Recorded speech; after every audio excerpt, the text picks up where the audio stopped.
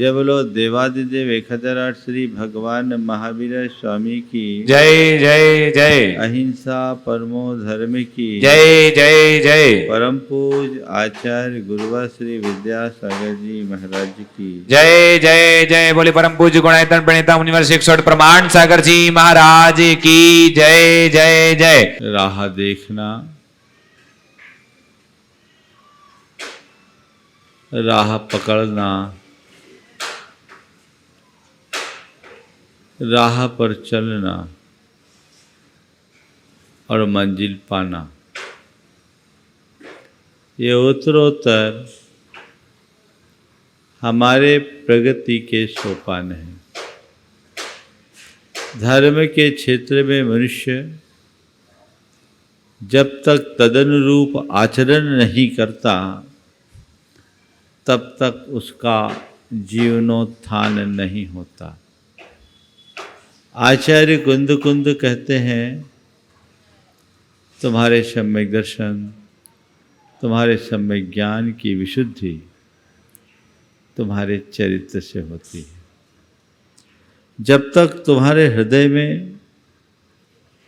चरित्र प्रकट नहीं होता तब तक तुम्हारी आत्मा में उज्ज्वलता नहीं आ सकती। हमारा चरित्र ही हमारी आत्मा में निखार लाता है और चरित्र बल ही मुक्ति प्रदाता है। आचार्य कुंद कुंद ने चारित्र के महात्म्य को रेखांकित करते हुए बड़े साफ शब्दों में कहा, चारित्रम खलु धम्मो, चारित्र ही धर्म है, बाकी सब उसके बाहर के परिकर है। इसलिए मेरा सबसे पहला ध्यान मेरे चरित्र पर होना चाहिए, मेरे चरित्र की उज्ज्वलता पर होनी चाहिए, उसमें कहीं किसी प्रकार की कोर कसर नहीं होनी चाहिए। कल बात मैंने की थी कि हम एक कदम ही चले पर चले, चलने वाला मंजिल पाता है, चर्चा करने वाला वहीं ठहर जाता है।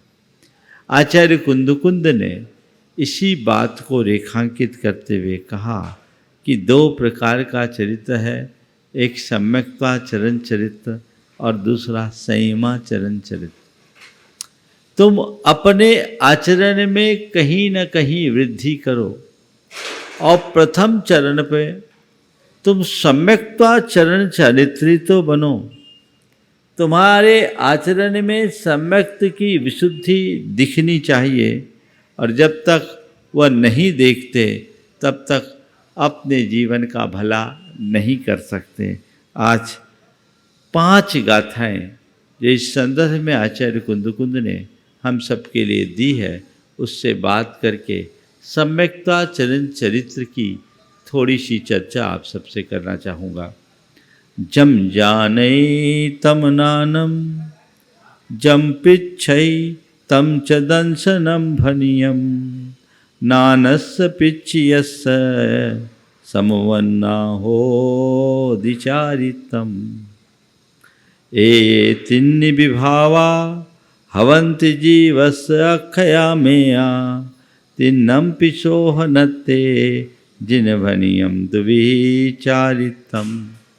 जिन नान डिठ शुद्धम परमं सम्मत चरण चारितम, विधियम संयम चरणम जिन नान देशियम तम्पि। एवं चीनाउनय सव्वे मिच्छत दोष संकाई, परिहरि सम्मत मला जिन भनिय तिहि तिवि जोएन। निस्संकी निकंखी निविदिगिच्छा अमूढ़ दिठिय, उगुहन ठिडिकरणम बच्छल पहावनायते अठ। कि जो हम जानते हैं वो ज्ञान है और जो देखते हैं वो दर्शन है, और ज्ञान और दर्शन का संयुक्त रूप ही चरित्र है। हमने जाना, हमने जो श्रद्धा की, उसकी झलक हमारे आचरण में पड़नी चाहिए। और हमारे ज्ञान और श्रद्धा की झलक अगर हमारे आचरण में पड़ती है तो वही हमारा चरित्र है। ये चरित्र हमारे जीवन के लिए उत्थान करने वाला है। आचार्य कुंद कहते हैं ये तीनों भाव जीव के अक्षय अमय हैं। अक्षय अमय अजर अमर है, कभी नष्ट नहीं होने वाले हैं। इस अक्षय अमेय भाव को प्राप्त करना चाहते हो और इन तीनों की शुद्धि रखना चाहते हो, अपने ज्ञान की, अपने दर्शन की और अपने चरित्र की शुद्धि को बनाए रखना चाहते हो, तो जिनेंद्र भगवान ने 2 प्रकार का चरित्र कहा है। जिन भनिया द्विहि चरितम, 2 प्रकार का चरित्र जिनेंद्र भगवान ने कहा है। उनमें जिन दान डिठ शुद्धम परमम सम्मत चरण चारितम विदियम संयम चरणम जिन नान देशियम तम्पी। जिनेंद्र भगवान ने 2 प्रकार का चरित्र कहा, जिसमें पहला चरित्र सम्यक्त चरण चारितम, सम्यक्त्वा चरण चारित्र, और दूसरा संयमा चरण चारित्र, जिसे भगवान ने कहा है आप जैसे सामान्य जनों की भूमिका में सबसे पहला चारित्र सम्यक्त्वा चरण चारित्र। हमने सम्यक दर्शन की बातें की, हमने सम्यक दर्शन की चर्चा सुनी, हमने सम्यक के महात्म को जाना समझा, तो उसका कुछ असर जीवन में दिखना चाहिए कि नहीं। सम्यक्तोचित कर्तव्य हमारे जीवन से जुड़े होने चाहिए, सम्यक्तोचित क्रियाएं हमारे जीवन में होनी चाहिए। सम्यक्तोचित कर्तव्य और सम्यक्तोचित क्रियाएं जब हम करेंगे तभी हम अपने जीवन को आगे बढ़ाने में समर्थ हो सकेंगे।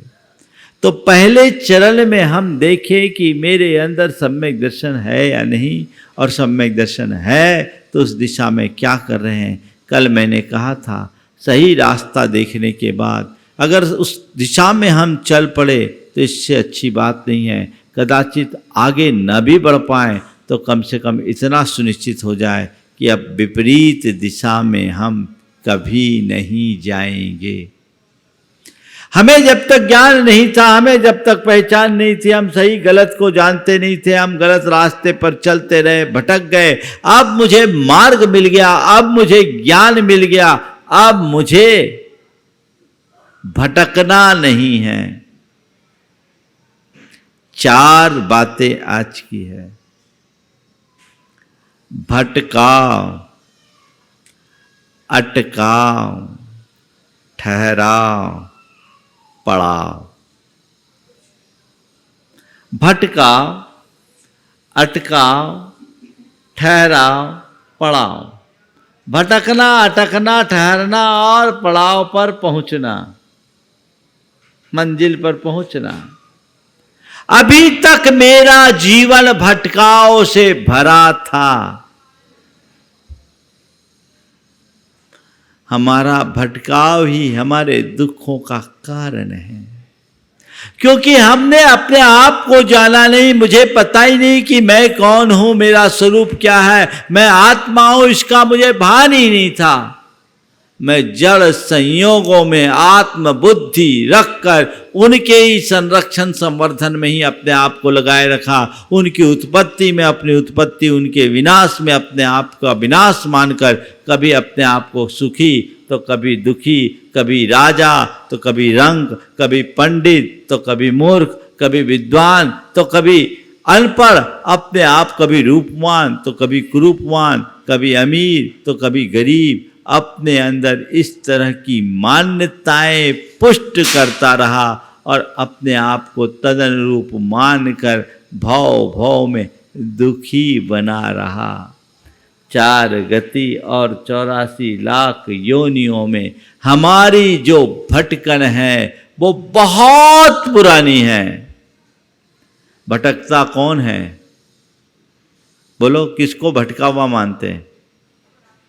हाँ, जिसको रास्ता मालूम नहीं है वो भटका है ना। जिसको रास्ता मालूम नहीं उसको वो भटका है। हम आप सब की दशा अनादि से यही रही, हमें रास्ता मालूम नहीं रहा, हम चलते रहे, दौड़ते रहे, तेज गति से भाग दौड़ करते रहे, लेकिन इतनी दौड़ धूप करने के बाद भी आज तक हम अपनी मंजिल तक नहीं पहुंच पाए, क्योंकि हमें वो रास्ता ही पता नहीं। जिसने जहां बोल दिया उधर चल गए, कभी इधर तो कभी उधर, कभी इधर तो कभी उधर, 4 गति और 84 लाख योनिमय इस संसार में केवल और केवल भटकाव मिला। तो अज्ञानी भटकता है। भटकन अब हमारी समाप्त होनी चाहिए, क्योंकि अब हमें रास्ता मिल गया है, और न केवल रास्ता का पता चला अपितु रास्ते भर के सारे संकेत भी हमें मिल गए हैं। सारा सब कुछ हमें उपलब्ध है कि अब आपको कहाँ जाना है। क्या बोलते हैं आप लोग, नेविगेशन मोड पे डाल दो तो अपने आप जहाँ जाना है वहाँ पहुँच सकते हैं। ऐसे ही करते हैं ना आप लोग। तो ये हमें, हमारा लक्ष्य क्या है, हमारा मार्ग क्या है, ये अब हमें पता लग गया। मेरे भटकाव का कारण विपरीत पथ को अंगीकार करना था, जो मिथ्या दर्शन का था, जो मिथ्या ज्ञान का था, जो मिथ्या चरित्र का था। मेरी उल्टी श्रद्धा, मेरा विपरीत ज्ञान और मेरा खोटा आचरण मुझे मेरे लक्ष्य से विमुख किए हुए था। मैं उन्हें ही अपने लिए हितकर मानता था, उन्हें ही अपने लिए सुख का कारण मानता था, और मेरा ये भ्रम मुझे उधर जोड़े हुए था। लेकिन आज तक का अनुभव मुझे यही बताता है, जिनमें मैंने हित बुद्धि रखी वो अहितकर था, जिनमें मैंने सुख माना वो सुखाभास था, जिनमें मैंने शांति खोजी वो सब अशांति का कारण था। वो अंततः मेरे जीवन की आकुलता का ही जनक था, मेरे दुखों का मूल था। जब तक मुझे पता नहीं था मैं उसी रास्ते पर चलता था। आज भगवत कृपा से, गुरु की कृपा से मुझे वो रास्ता मिल गया। अब मैंने अपनी राह देख ली, अब मुझे नहीं भटकना, उस रास्ते पर मुझे जाना भी नहीं। मैं आपसे पूछता हूं, कभी कहीं भटके हो? कई बार होता है भटकने का। हम लोग भी मार्ग में कई बार लोगों के कारण भटक जाते हैं। रास्ता बताने वाले कुछ बताते हैं, रास्ता कुछ होता है। तो जब तक भटकाव है, पता लगते ही कि भटक गए, तो मन में एक ललक जगती, कैसे सही रास्ता मिले, कैसे सही रास्ता मिले, कैसे ही सही रास्ता मिले। और जैसे ही रास्ता मिल जाता है तो फिर उसे छोड़ने का मन नहीं होता। अब तो बस इसी रास्ते पर चलना, अब तो बस इसी रास्ते पर चलना, अब तो इसी रास्ते पर चलना। एक बार ऐसा हुआ, हम लोगों का बिहार हो रहा था, तो चले जा रहे थे। 12 किलोमीटर मार्च चलना था। चलना कुल 12 किलोमीटर था। मार्च का अंतिम सप्ताह था, गर्मी चालू हो गई थी। गुरुदेव ने 2:30 बजे बिहार कर दिया, और 3-4 किलोमीटर चलने के बाद कुछ लोगों ने कहा, महाराज जी इधर से चले, 2 किलोमीटर शॉर्ट है, 2 किलोमीटर शॉर्ट है। तो आचार्य महाराज ने कहा चलो शॉर्ट है तो घुस जाओ। रोड को छोड़कर पगडंडी पकड़ ली। अब 2 किलोमीटर चलने के बाद उनका गांव पड़ा। मैं गांव का नाम नहीं ले रहा हूं, नहीं तो लोग उनको फोन करेंगे, परेशान होंगे। बुंदेलखंड की बात है, इतना आप समझ लो। 2 किलोमीटर चले तो फिर उनका गांव आया। लगभग 4 किलोमीटर के बाद टर्न हुए।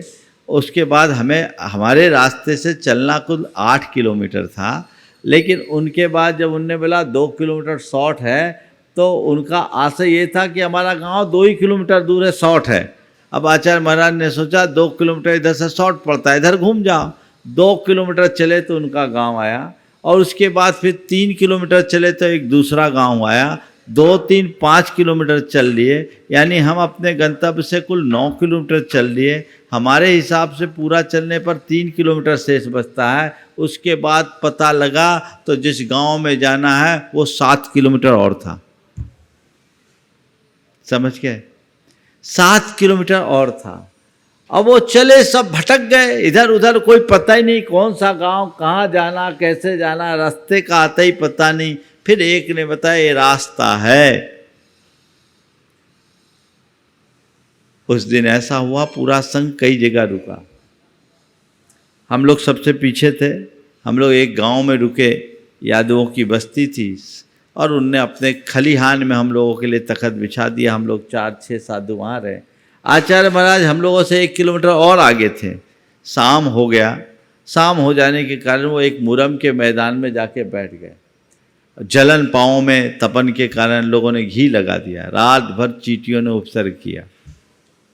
अब सवेरे फिर बिहार हुआ, तो सवेरे फिर 19 किलोमीटर का बिहार हुआ। चले हम लोग आगे चले। उस दिन एक तय किया कि अब कभी भी किसी की बातों में नहीं आना, वो लोग भटका देते हैं। जो रास्ता पहले से तय है उसी रास्ते पर चलना है, जब तक पता न चले रास्ता नहीं बदलना। ये एक अनुभव है।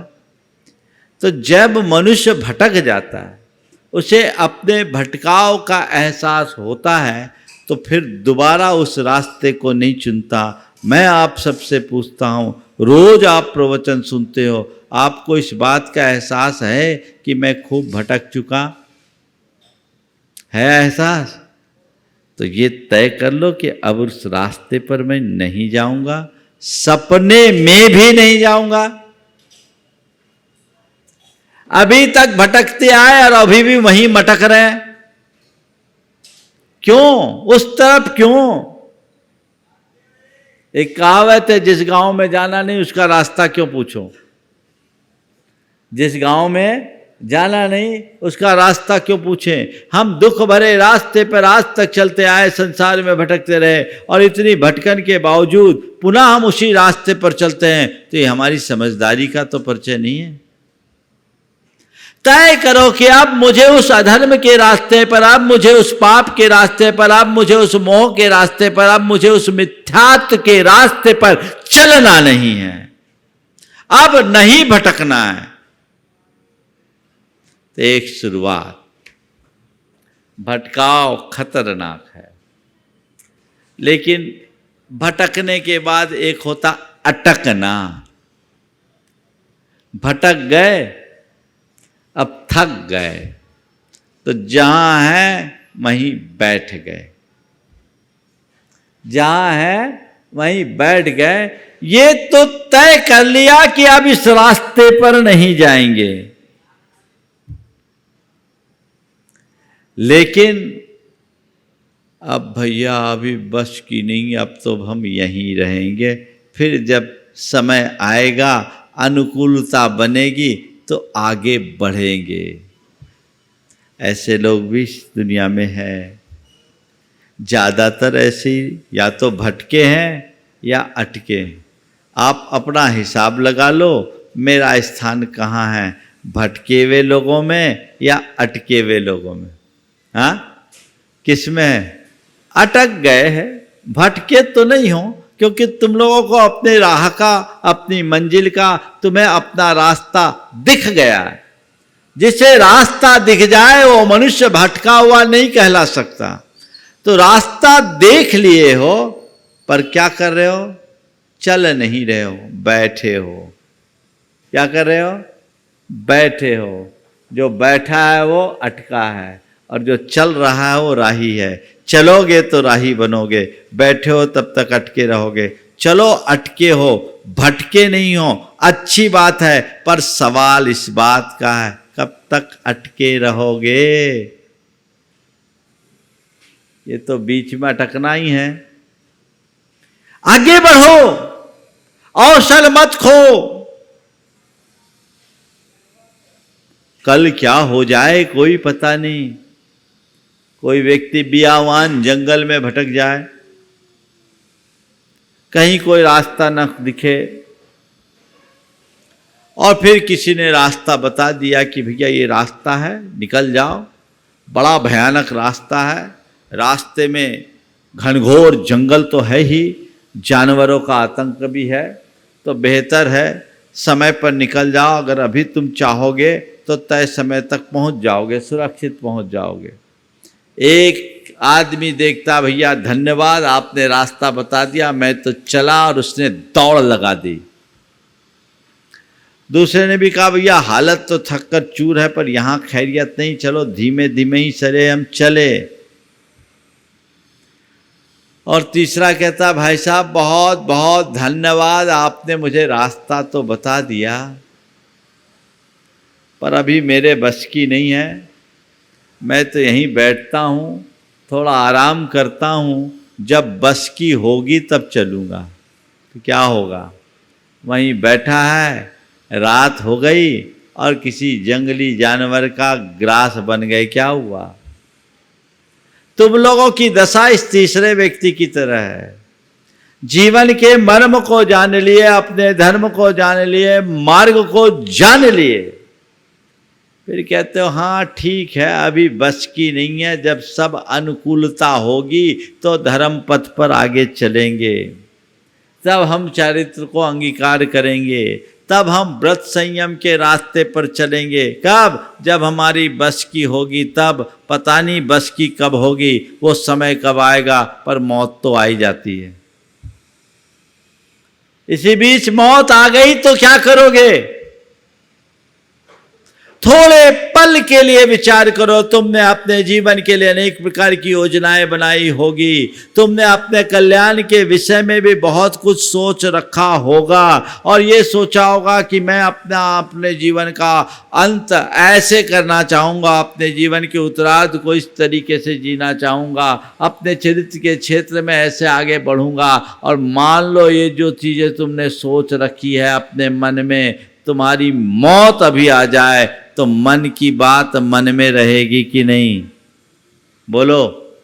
हाँ रहेगी, तो क्यों अटके हो, अटके क्यों हो, किसके इंतजार में, कब तक अटके रहोगे। संभलो, आगे बढ़ो, भले धीमी गति से ही सही, कुछ तो आगे बढ़ोगे। आज जहां हो वहां तुम्हारी आत्मा की सुरक्षा नहीं है। जब तक रत्नत्रय के मार्ग को अंगीकार नहीं करते, जब तक धर्म पथ को स्वीकार नहीं करते, तब तक तुम्हारी उन्नति संभव ही नहीं। ये त्रिकाल सत्य है। इस सत्य के श्रद्धानी बनकर आगे बढ़ो। तब अटकना ठीक नहीं है, भटकने से अटकना अच्छा है, लेकिन अटके रहना ठीक नहीं है। क्या करना है, चलना है, चलना है, चलना है। अब मुझे चलना है, चलते रहना है, अटकने का काम नहीं। अगर अटक गए तो अटक गए। मैं आपसे पूछता हूं, कोई बहुत इंपॉर्टेंट काम हो, महत्वपूर्ण काम, उस काम को अंजाम देते समय आप किसी की राह देखते हैं कि वो आ जाए तब हम करेंगे। क्या करते हैं भैया, अब हम किसकी राह देखेंगे, उनके चक्कर में मौका हाथ से न निकले, मैं तो चला, है ना। क्यों? क्योंकि आपकी दृष्टि में ये सुनहरा अवसर है, ये महत्वपूर्ण काम है, इसे खो देंगे तो दोबारा चांस मिलना संभव नहीं है। तो जैसे लोक के किसी उत्तम कार्य के लिए तुम्हारे हृदय में उत्साह रहता है, उसी तरह जीवन के उत्तम कार्य के प्रति भी तुम्हारे हृदय में उत्साह होना चाहिए। दूसरों के चक्कर में लगे तो गए, अनंत भाव बीत गए, ये भाव भी न बीते, ये अंदर का उत्साह होना चाहिए। पर क्या बताऊं, लोक के कार्यों की उत्तमता तो तुम्हें समझ में आती है, आत्महित की उत्तमता तुम्हें समझ में क्यों नहीं आती।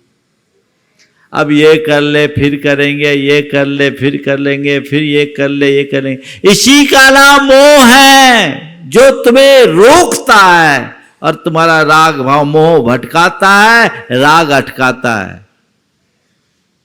मोह भटकाता है, राग अटकाता है।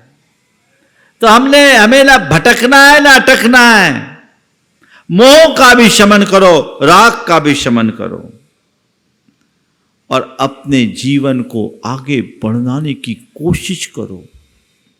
मेरे अंदर न मोह हावी हो, स्वरूप का बोध स्पष्ट होना चाहिए, तत्व का श्रद्धांत पक्का होना चाहिए। और अब जब मैंने स्वरूप को जान लिया तो मेरी दृष्टि स्वरूप उपलब्धि के प्रति होनी चाहिए। उसके लिए अटकने की गुंजाइश नहीं छोड़नी चाहिए। फिर भी अब परिवार है, माँ बाप है, पति है, बेटा है, पत्नी है, भाई है, परिवार है, ये जो अटकाव है, धन है, संपत्ति है, ये क्या है? इसका राग ही तो तुम्हें अटकाता है। जैसे जैसे इस राग भाव का शमन होगा तुम आगे बढ़ पाओगे। तो मोह को जीतो, राग को जीतो। न भटकना है न अटकना है। क्या करना है? आगे बढ़ना है, अपने अंदर ठहराव लाना है। अपने अंदर ठहराव, अपने भीतर ठहरो, अपने आप में स्थिरता लाओ, अपने परिणामों को संभालो। यही तुम्हारा उत्तम पुरुषार्थ है। भटकाव और अटकाव में तो न जाने कितने जन्म बीत गए। अब ठहराव, संकल्प विकल्प कम हो, राग द्वेष का शमन हो, परिणाम हमारे निर्मल और उज्जवल हो। ये पुरुषार्थ, ये हमारे लिए सोचने की बात। आज हम इस अर्थ में बड़े भाग्यशाली हैं कि हमें सब कुछ की अनुकूलता मिली है। अच्छा शरीर मिला, अच्छी बुद्धि मिली, धर्म की रुचि मिली, सारे संयोग अनुकूल मिल गए। मिले कि नहीं मिले?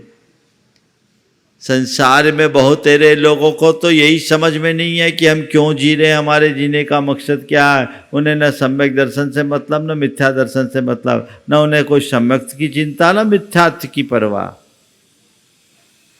उन्हें कोई लेना देना नहीं। कम से कम तुम उन भाग्यशालियों में शुमार हो कि तुम्हें इसकी समझ है। और जब इसकी समझ है तो समझ के अनुरूप जीवन जीने का पुरुषार्थ होना चाहिए। उस दिशा में आगे बढ़ो, चलते रहो, चलते रहो, चलते रहो।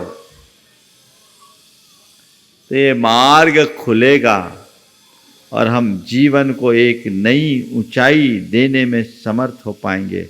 अब मुझे भटकना नहीं, अटकना नहीं, ठहरना है। यानी अभी तक मैं जिधर दौड़ रहा था उधर से विश्राम लाना है। स्वरूप में स्थिरता ही सबसे बड़ी उपलब्धि है। और जो अपने में ठहर जाते हैं, जिनके अंदर ठहराव आता है, वही अपने जीवन के अंतिम पड़ाव मुक्ति को प्राप्त कर पाते हैं। अभी तो केवल आपाधापी है, भागम भाग है। इस आपाधापी और भागम भाग से अपने आप को बचाओ। चल रहे चल रहे चल रहे, क्यों? ये तो देखो, एक व्यक्ति बहुत तेज गति से जा रहा था। किसी युवक ने उससे पूछा, भैया कहाँ जा रहे हो? उसने कहा, पता नहीं। कहाँ जा रहे हो? पता नहीं। उसने उलट करके पूछा, कहाँ से रहे हो? बोले, पता नहीं।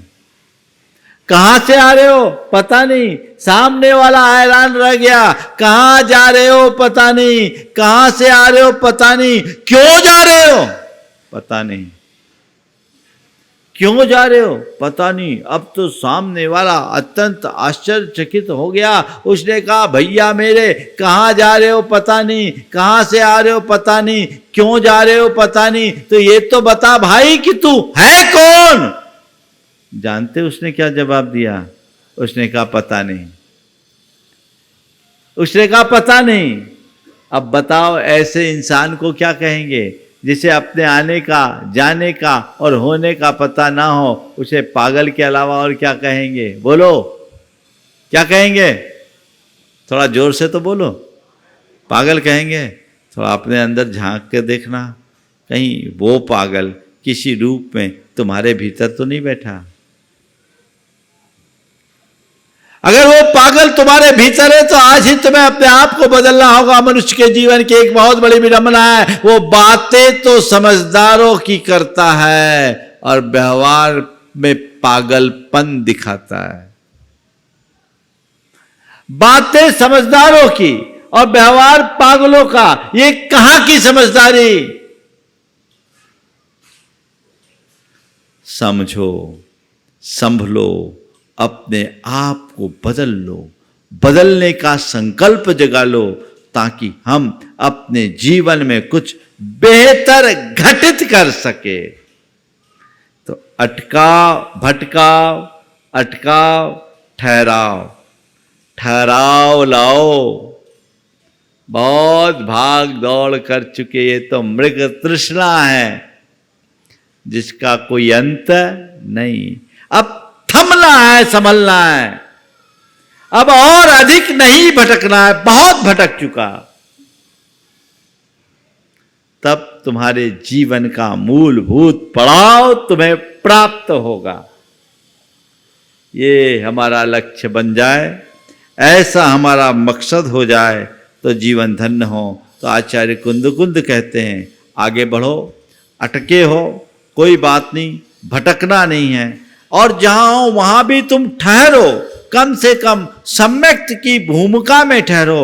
आज नहीं कल तुम अपने पड़ाव तक पहुंच जाओगे, और अगर इससे विमुख हो जाओगे तो तुम्हारे जीवन में कभी ठहराव नहीं आएगा और तुम अपने जीवन को इसी तरह भटकते रहोगे। टिकाऊपना तुम्हारे जीवन में नहीं आएगा। वे कहते हैं, एवं जीवनायुन सव्य मिच्छत दोष संकाई, परिहर सम्मत मला जिन भनिया तिवी जोइन।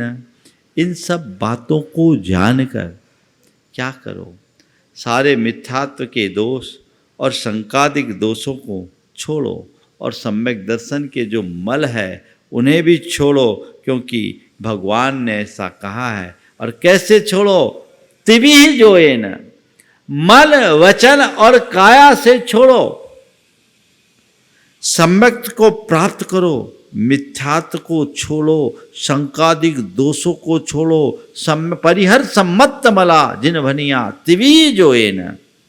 इन्हें छोड़ करके आगे बढ़ो, और निसंकिये निकंखी निविदिगिंछा अमूढ़ दिठीय उगुहन ठिदिकरणम बच्छल पहावनायते अठ। ये सम्यक दर्शन के 8 अंग मेरे जीवन में उतरने चाहिए। विगत दिनों में इन 8 अंगों की विशद विवेचना आप सबके मध्य हुई। प्रथम चरण में आप कुछ कर सको न कर सको, इतना करो, सच्चे देव शास्त्र गुरु के दिल श्रद्धानी बनो। निशंकित आदि 8 अंगों के धारक बनो। ज्ञान आदि के 8 प्रकार के मदों से मुक्त हो जाओ, और देव मूर्ता, लोक मूर्ता और गुरु मूर्ता से ऊपर उठ जाओ। तो तुम समझना मेरा पड़ाव पक्का हो गया। इतने पर रुको, इतना तो करो।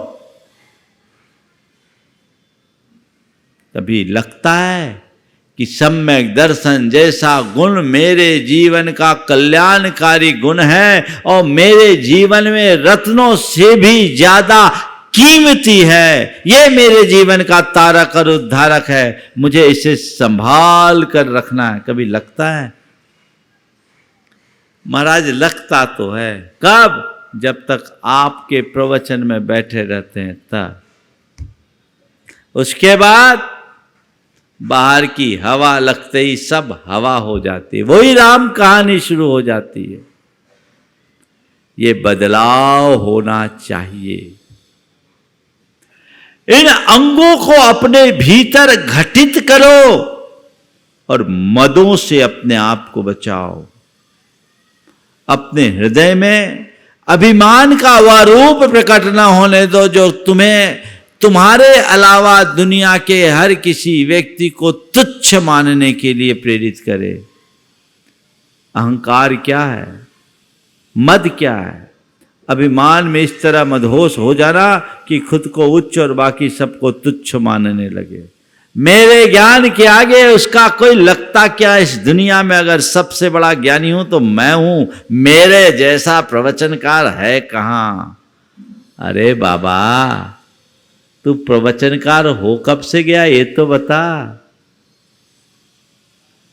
और बात सही है, तेरा जैसा ज्ञानी कोई नहीं है, तू केवल ज्ञानी है। और केवल ज्ञान को देख तो उस दृष्टि से हर प्राणी केवल ज्ञानी है, हर प्राणी अपने आप में अतुल है। तू किसकी तुलना कर रहा है?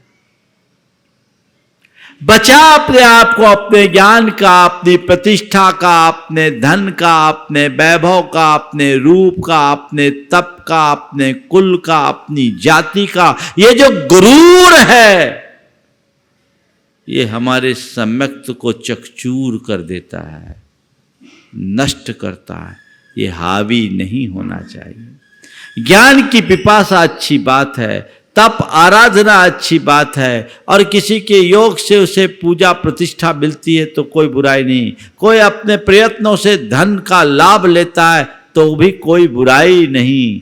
बुराई तब है जब मनुष्य इन्हें अपना स्वरूप मानकर इनका अभिमान कर बैठता है और उस अभिमान में औरों का तिरस्कार करना शुरू कर देता है। ये तिरस्कार व्यक्ति का तिरस्कार नहीं, उसके खुद के धर्म का तिरस्कार हो जाता है, जो एक प्रकार का भटकाव है। इसलिए इन सब को छोड़ो और निशंकित आदि गुणों को आत्मसात करो, तब हमारा जीवन शुद्ध होगा और हम अपने जीवन को आगे बढ़ा पाएंगे।